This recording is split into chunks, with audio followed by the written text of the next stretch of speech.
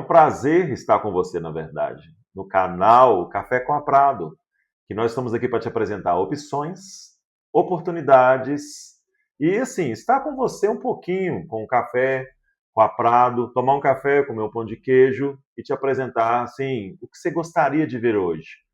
Marque aqui, compartilhe. O canal foi feito para você, não para nós, foi feito para você se inscrever, para você falar o que deseja no mercado imobiliário. Locação, venda, curiosidade, você pode escolher. Mas hoje, em especial, nós vamos falar dos erros que você provavelmente comete, ou muitos cometem, não quer dizer você, com locação e compra de um imóvel. Os erros mais comuns. E hoje a Clarissa vai dizer da locação. Clarissa, quais são os erros que você acha que as pessoas mais cometem na hora de alugar o seu imóvel, sua moradia? Eu acredito que a pressa é inimiga da perfeição, né? Às Sim, vezes a pessoa está tão empolgada, tão animada com essa mudança, com ir para outro lugar, às vezes até uma melhoria de vida, né? Ir para um lugar mais bacana, tem um pouco mais de dinheiro sobrando para alugar um lugar mais bonito. A pessoa fica tão empolgada ou com pressa, às vezes, de se mudar, né? Às vezes está acontecendo alguma coisa na vida, ela tem que se mudar muito rápido. E aí eu acho que isso acaba sendo uma construção que acaba fator. levando ao erro, né? Então, às vezes a pessoa analisa apenas um ponto. Então, por exemplo, tem uma faculdade ali no São Gabriel, por exemplo, e tá lá querendo um apartamento ali naquela área, mas aí não olha se o apartamento está numa boa localidade do bairro, não olha a respeito de como que é o prédio, né? Como que é a vizinhança. Então, assim, o mais importante seria levar tudo em consideração e fazer uma análise com calma, né? E para isso você pode contar com a nossa equipe da Prado Imóveis, que a gente sempre está aqui analisando todas as nuances, né? Para que você não acabe alugando um imóvel que você vai se arrepender daqui a um mês, por exemplo. E uma vez que a pessoa já sabe o local que ela quer, daí não vou começar uma nova jornada, né? Achei o imóvel. Qual que pode ser um erro que pode acontecer dali para frente? E eu acho também que quando a pessoa acha o imóvel, né, e fala, tá bom, vou alugar, entra em Sim. contato com o corretor que fez a visita e fala, vou alugar.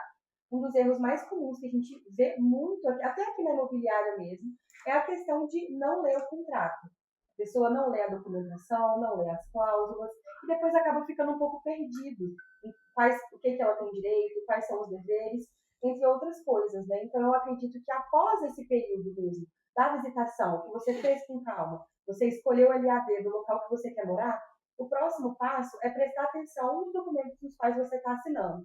Então, quais são os procedimentos da imobiliária, como que funciona a vistoria, perguntar, observar e prestar bem atenção nesse processo mesmo documental, para você não acabar ficando perdido ou às vezes até se prejudicando em outro lugar que não tenha tanta boa índole como a Casa Imóveis, por exemplo.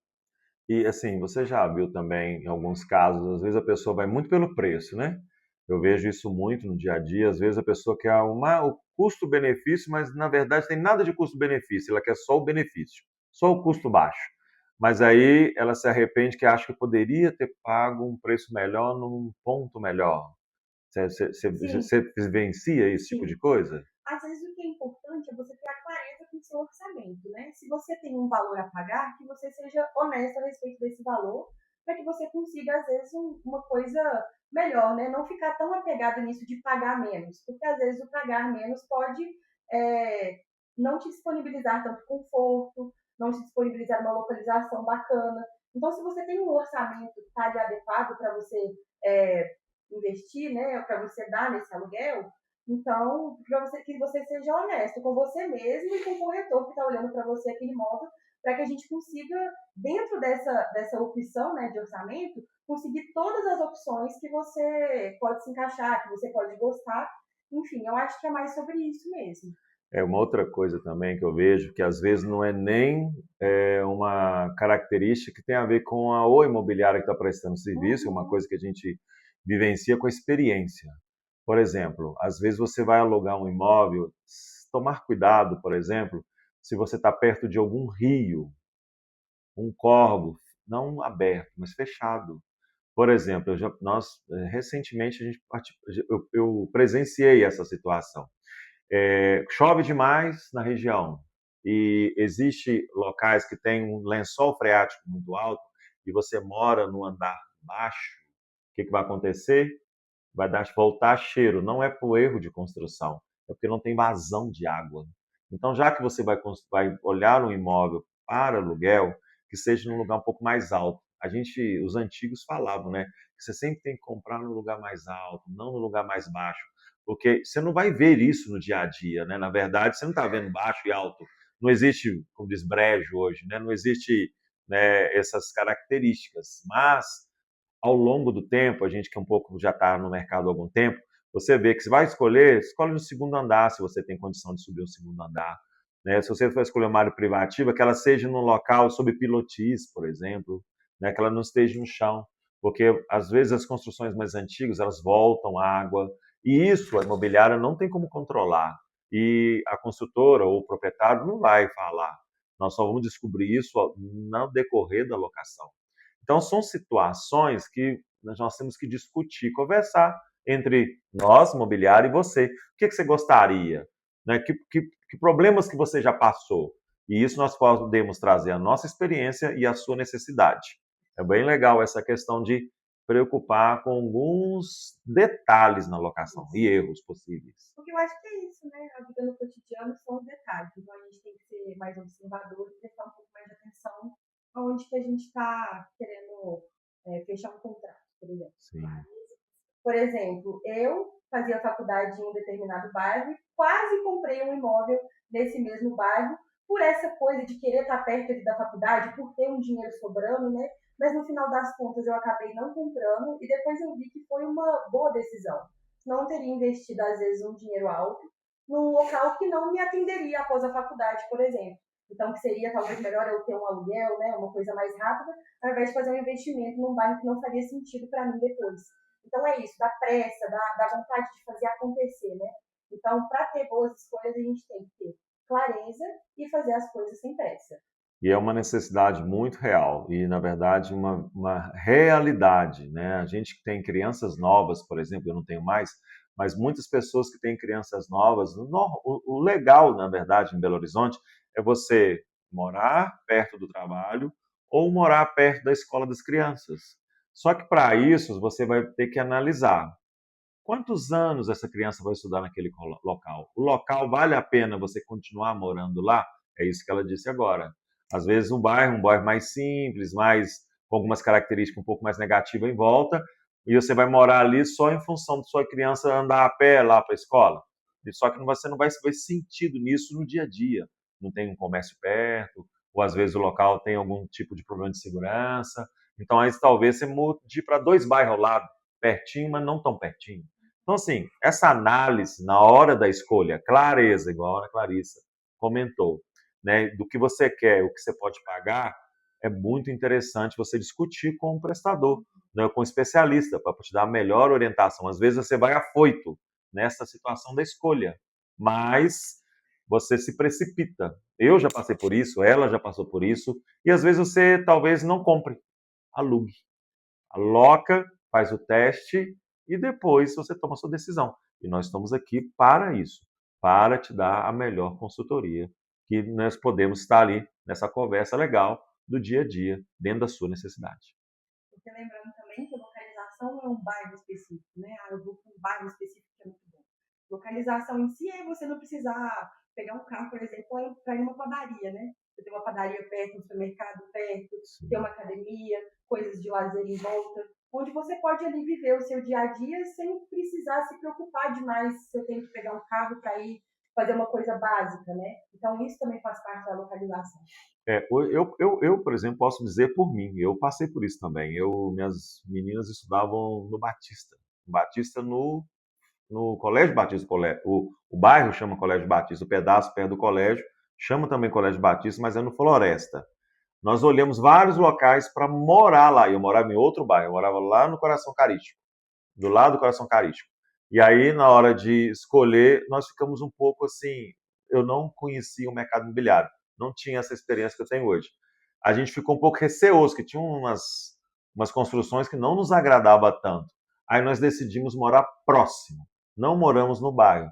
facilitou, o escolar ficou mais barato na ocasião, e hoje a gente mora nesse bairro até hoje. Não precisei sair, as crianças já saíram da escola, já estão na faculdade, já estão formadas, e hoje eu posso escolher meu outro bairro, ou onde eu vou morar com mais tranquilidade. Não precisei, acabou, agora eu vou mudar de novo. Nada impede a gente mudar 10 vezes, nada impede. Mas você pode fazer isso com mais calma, porque você mora num local que te atende. Então, assim, a priorização, a prioridade disso é morar onde te atende melhor, onde você tem tudo próximo, no dia a dia, não só por causa de uma necessidade. E esse é um benefício do aluguel. E agora a gente vai falar um pouquinho também daquelas taxas que pegam a gente desprevenido, seja em compra ou aluguel, né? Sim, às vezes as pessoas acham que é aluguel, aí foca no valor de aluguel e esquece das outras despesas, né? E na compra a mesma coisa, vai focar o valor da compra, que é muito pior, que o percentual é, né, até relevante, né? E aí você acaba ficando desprevenido, tem que pegar um empréstimo para isso, alguma coisa assim. E Clarissa, quais que são essas taxas que nós temos além daquela mensalidade que é religiosa todo mês? Uhum. No primeiro aluguel é sempre bom ficar atento, porque sempre vai ter alguma taxa a mais. Então, por exemplo, seguro incêndio, que aqui na casa a gente faz ele de forma anual, mas pode ser mensal também, né? Dependendo. Dependendo de qual garantia que você pegou, né? Então, se for um seguro fiança, você também vai ter que pagar ele ali junto com o seu primeiro aluguel. Taxa de administração da imobiliária, juntamente com o aluguel. Então, se for também um prédio, condomínio. Então, essas taxas, assim, referentes ao aluguel, a gente tem que ficar sempre atento, né? Perguntar sobre taxa de seguro incêndio. Se você escolheu a garantia de seguro fiança, também vai vir incluído no seu primeiro boleto e nos subsequentes, né? Prestar atenção qual que é o valor do condomínio, qual que é o valor do IPTU mensal, porque tudo isso vai estar incluso ali naquele valor, né? Não somente o aluguel. Então tem que se preparar, tem que se programar para conseguir pagar essas outras taxas sem nenhuma outra dificuldade, né? Uma coisa importante é sempre pedir para atualizar o condomínio, que às vezes ele está um pouco desatualizado, e você fecha o aluguel, vamos supor, de R$ 1.000. Mil não, que quase não existe, só o kitnet nossa que é R$ 1.000, você pode vir cá, clicar e nos procurar. Mas vamos lá, R$ 3.000, por exemplo, um aluguel. Aí o condomínio, vamos lá, R$ 600. E mais o IPTU. Então, assim, o condomínio é 600, mas aí teve uma atualização, só pede para, inclusive, a gente sempre está atento a isso, mas os 600 pode virar 700. Se você está muito apertado ali no seu orçamento, peça para conferir as taxas, porque tem que estar tudo bem acertado, para você não ter nenhuma surpresa, porque surpresa para cima sempre é ruim. Sim. Surpresa para baixo todo mundo agradece. Ainda mais mensalmente. Né? Então, aí de 3 vira 4. Então, por isso a importância de sabermos o IPTU vem incluído, o condomínio vem incluído, e essas outras taxas que vão depender da sua garantia. No caso de seguro incêndio, se for fiador não tem essa taxa, né, que é o fiador que é a garantia, ou cartão de crédito, né, que também é uma outra modalidade. Então, assim, para você saber melhor, o ideal é que você ligue aqui.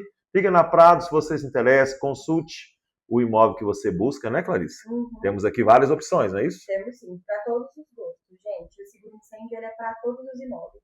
Obrigatório, na verdade é uma regra obrigatória. O seguro incêndio, ou comercial ou residencial, ele é uma segurança para o proprietário e para você. Pegou fogo no imóvel, tem que ter um seguro por trás disso, que é o seguro de acidente, de incêndio, né? Porque vamos supor que tem que pagar aquele valor todo. Então o seguro é exatamente para cobertar um possível acidente de incêndio específico. Não cobre roubo, essas coisas. Essas outras questões que às vezes as pessoas confundem. É seguro residencial. O seguro residencial é diferente do seguro incêndio. O seguro incêndio é obrigatório em todo o imóvel. O seguro residencial é para você, locatário, que chegou lá, roubou seu notebook na sua casa. Não tem nada a ver com seguro incêndio. Tem a ver com seguro residencial. São divergentes os dois seguros.